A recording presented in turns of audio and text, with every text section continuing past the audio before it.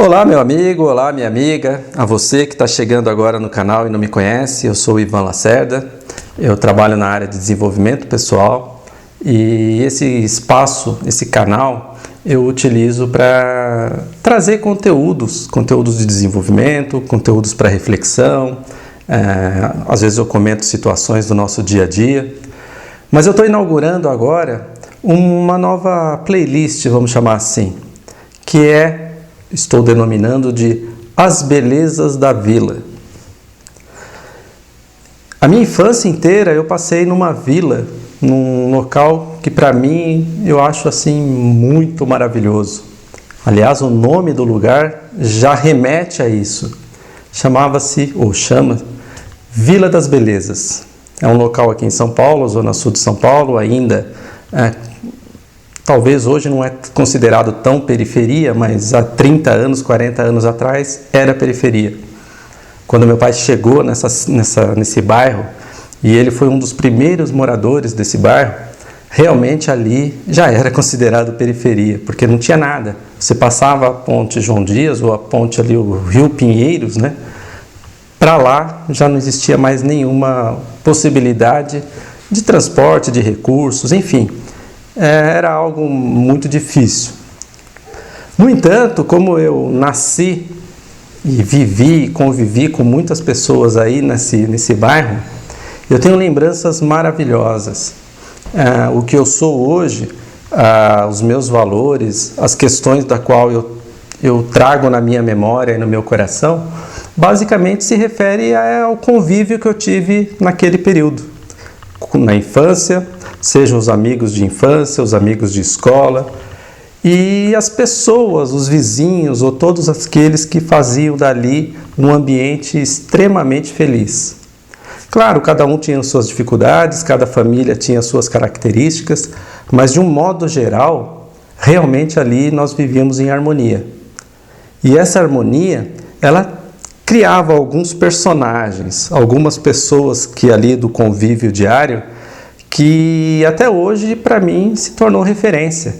Pessoas que eu como criança ali, pequenininho, vendo eles já adultos, vendo a maneira como eles agiam, foi guiando a minha maneira de ser ou aquilo que eu gostaria de ser no futuro, dentro daquela possibilidade. E tem algumas pessoas, eu vou na medida do possível estar sempre citando alguém como personagem principal e dando pano de fundo de outras situações. E é com muita emoção, muita alegria, que hoje eu quero falar de uma pessoa muito importante. Talvez nem tanto levado a sério na época, né, pelo jeito dele, pela forma como ele era, mas uma pessoa muito importante. E eu digo isso pelo seguinte: imagina você morar nesse local onde eu comentei, há mais de 50 anos atrás, meados dos anos 70, plena ditadura. Essa pessoa, uma pessoa negra, vindo de uma família, né, obviamente negra, filho único, e essa pessoa alça voos, situações inimagináveis para quem morava naquela região. É uma pessoa que talvez tenha sido um dos primeiros a se formar em análise de sistema num dos locais chamados assim da alta sociedade brasileira, onde tem realmente umas pessoas de poder aquisitivo alto, que é Higienópolis. Em pleno Mackenzie, ele foi lá e se formou. As pessoas ficavam meio assim, né? Pô, o que esse cara está fazendo aqui? E ele se formou numa boa. Ele não mudou uma vírgula da sua postura. Então ele foi pioneiro em ser o primeiro a se formar, em análise de sistema, a se tornar um grande, talvez um dos maiores diretores numa área financeira de um grande banco, onde ele administrava tudo aquilo, onde ele desenvolveu o que hoje a gente vê de tecnologias e ferramentas e um monte de coisa. Era ele que desenvolveu, ou pelo menos foi uma das sementes nesse país a desenvolver o que hoje nós temos de tecnologia. Era uma pessoa que na década de 70, nesse mesmo momento, trazia as novidades, como ele vivia esses dois mundos totalmente separados, entre a periferia e esse local que eu comentei, que praticamente tinha a nata econômica do Brasil, ele trazia as novidades. Então ele trouxe para nós as melhores bandas de rock, e eu era criança, mas os meus irmãos que eram mais velhos, então uma novidade de um disco, seja do Led Zeppelin, seja do Black Sabbath, do The Purple e tantos outros, o primeiro lugar a se tocar provavelmente era no aparelho de som moderno dele. Então ele trazia as maneiras de se cumprimentar, aquilo que era novo vinha através dele. E numa boa, sem afetação, sem frescura. O interessante é que as roupas, as coisas de marca, tudo aquilo que ele conseguiu conquistar através do seu trabalho, ele era o exemplo. Eu lembro de ter visto a primeira calça Fiorucci, que na época era uma coisa assim que só lá, talvez lá fora, ou talvez esse pessoal da Higienópolis usava, e ele circulava com a gente lá na rua, às vezes no meio da gente, numa boa, sem a menor frescura, sem querer se mostrar, sem falar, ó, eu tenho, vocês não têm. Era uma pessoa de um coração extremamente grande. Uma pessoa que conseguia aglutinar todo mundo.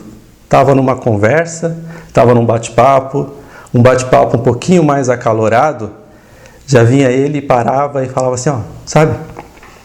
E aí ele começava, Joaquim José da Silva Xavier morreu. E começava a cantar uma coisa que você fala assim, o que você está falando?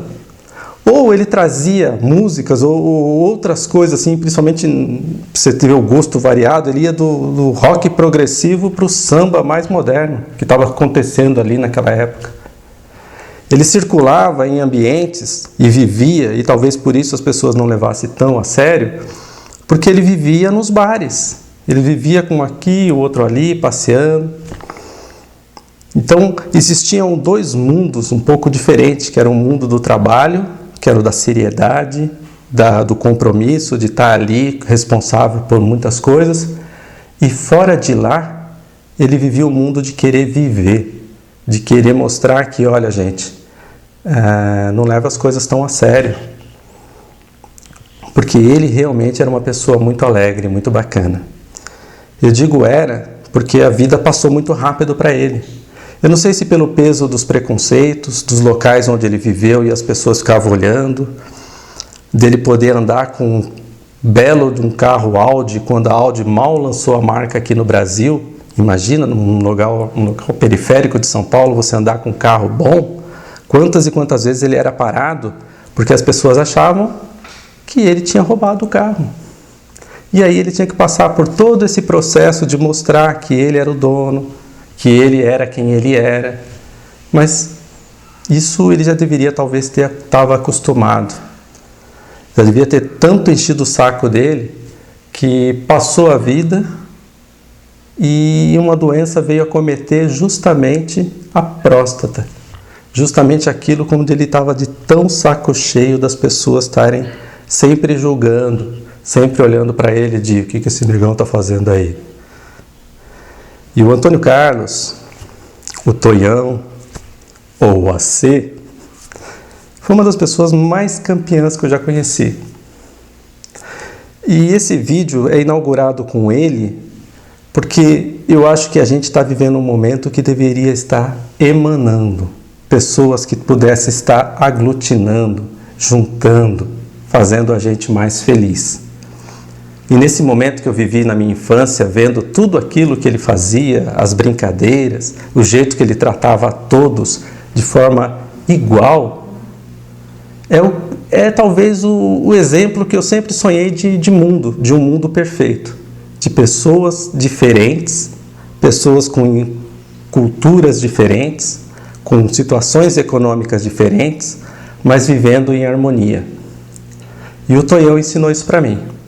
E eu tenho uma honra de gravar esse vídeo para ele, porque talvez a imagem dele precisa ser ampliada e cada um tem um pouquinho do Tonhão, um pouquinho do AC. E ele tinha uma frase que era a frase que marcou ele a vida inteira. Assim, fala do Tonhão lá na vila, a frase vai vir. Era: morreu sem chance. Então ele era tão feliz, ele buscava ser tão feliz durante a vida dele, porque ele sabia que morreu sem chance. Já era, acabou. Então eu tenho que fazer as coisas enquanto eu estou vivo. E nesses momentos que nós estamos vivendo de pandemia, vendo a cada dia o número só aumentar, me vem a voz do Tonhão para essas pessoas. Morreu sem chance, acabou. E a gente precisa estar vivo, precisa se desenvolver e ser feliz enquanto a gente está por aqui. Ok? A minha total reverência ao AC. E no próximo vídeo, para falar das belezas da vila, eu vou eleger outro personagem importante. Ok? Um grande beijo a todos e nos vemos até lá.